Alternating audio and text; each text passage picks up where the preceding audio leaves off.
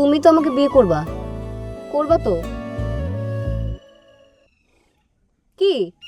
রেনুর বিয়ে তো প্রতিদিনই ভাঙতেছে, এটা তো নতুন কিছু না। পুরান জিনিসটা মাথা গরম করতে হয় না। আমি একটার পর একটা বিয়ে নিয়ে আসবো আর উনি ভেঙেই যাবেন।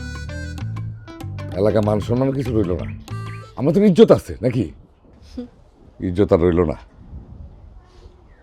এলাকায় আব্বার একটু মানিজ্জত ছিল দেখে তোমাকে মানুষ সম্মান করে। তোমাকে আমি বলছিলাম পাত্র আনতে, হ্যাঁ? চুপ।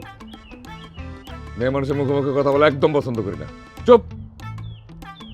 দিশা, এই সপ্তাহে আমি আর একটা পাত্র নিয়ে আসবো। খেয়াল রেখো এইবারের জন্য পাত্র বেজ্জিত না হয়। জি আচ্ছা।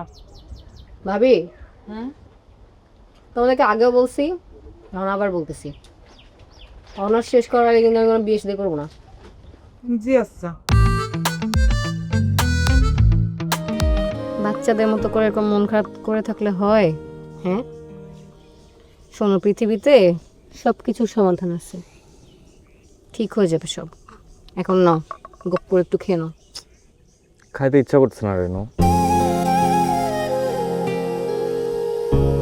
শালা এই বয়সটা যে কবে শেষ হবে নিজেরই নিজের কাছে একটা বোঝা মনে হইতেছে।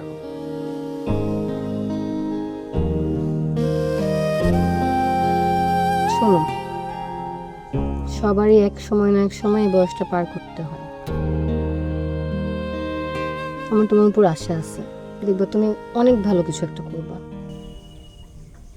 তোমার পাশে কেউ না থাকলে আমি সারা জীবন থাকবো।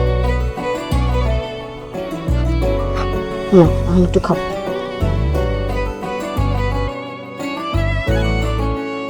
ভালোই তো রান্না, তবে একটু লবণ কম আছে।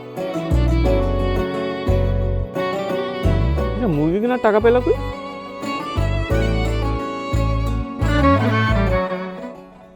পাত্র দেখতে আসছিল, সালামি দিছে, ওই টাকা দিয়ে মুরগি কিনছি। তো বিয়েটা কবে ঠিক হলো? পাত্রর বাপ এসে বলতেছে যে এই মেয়ে তো বাপ মা ছাড়া বড় হয়েছে, আদব কায়দা জানবে কেমনি, ক্যানকেল করবে কেমনি। তাই তুমি তো আমাকে বিয়ে করবা, করবা তো? কি?